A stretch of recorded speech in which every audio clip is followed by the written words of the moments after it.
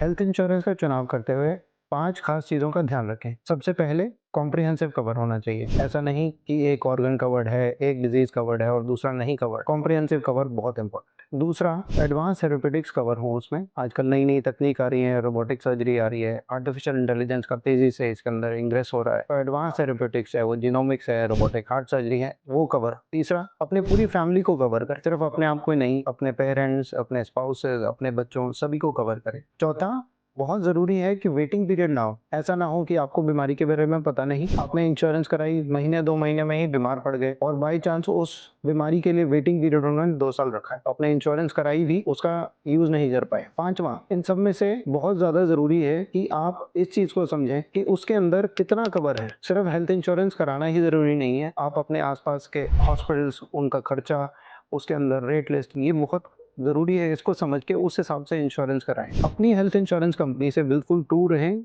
उनसे कुछ भी ना छुपाएँ ताकि वो आपको हेल्प कर सकें। अपने डॉक्टर से कभी भी कुछ भी ना छुपाएँ ताकि वो आपको हेल्प कर सकें। इस तरीके से हेल्थ इंश्योरेंस का आप पूरा बेनिफिट ले सकते हैं। लॉन्ग टर्म पे हेल्थ इंश्योरेंस फ़ायदे में रहती है और वही इंश्योरेंस नुकसानदायक या फिर हमें लगता है कि फ़ायदा नहीं हुआ, जब हम इंश्योरेंस कंपनी या हॉस्पिटल से कुछ छुपाते हैं और उसका पूरा फ़ायदा नहीं ले पाते। हेल्थ इंश्योरेंस आपके फ़ायदे के लिए है। इसमें एडवांस सर्जरीज़, एक एडिशनल चीज़ें उसमें रहती हैं, अगर आप उसमें चुनाव कर सकें कि उसमें ईयरली हेल्थ चेकअप्स कवर्ड रहें तो और भी अच्छा है। ईयरली हेल्थ चेकअप्स कवर्ड रखने से आपको बार-बार उसके ऊपर खर्चा नहीं करना पड़ेगा और ये इंसेंटिव भी हो जाएगा कि आप हर साल अपना चेकअप कराते हैं और हेल्दी रहते हैं।